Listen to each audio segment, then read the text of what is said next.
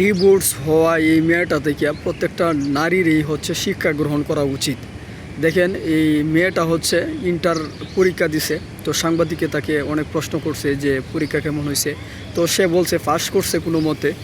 তো তাকে অনেক কারণ জিজ্ঞেস করছে, তো সে বলতেছে যে আমি পরীক্ষার পূর্ব মুহূর্তে ডিভোর্স হয়েছিলাম, অর্থাৎ সে তালাকপ্রাপ্ত।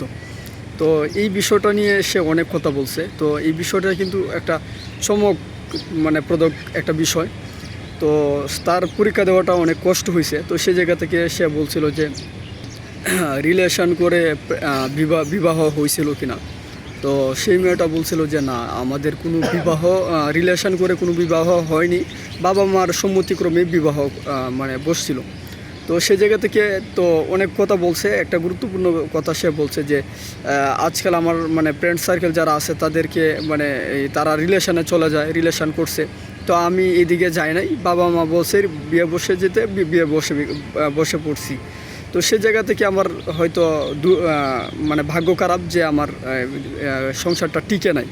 কিন্তু আমি মনে করি যে বিবাহ হওয়া উচিত, বিবাহ করা উচিত, অন্তত রিলেশন করা থেকে।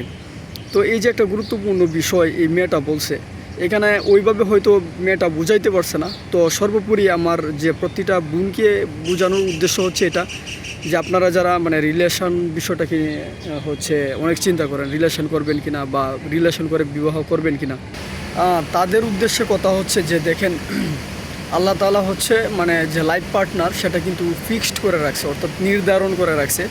একজন ছেলের অর্ধাঙ্গিনী বা বউ কে হবে, একটা মেয়ের হাজব্যান্ড কে হবে, স্বামী কে হবে, সেটা কিন্তু আল্লাহ তাআলা নির্ধারণ করে রাখছে। তো আপনি যদি অগ্রিম অ্যাডভান্স হয়ে আপনি পাকনামু করতে যান, তাহলে আপনি ক্ষতিগ্রস্ত হবেন। কারণ পাকনামু জিনিসটা মানুষও সহ্য করে না, আল্লাহ তাআলাও সহ্য করে না। তো এই মেয়ে থেকে শিক্ষা গ্রহণ করা উচিত। আশা করছি ভিডিওটা ভালো লেগেছে।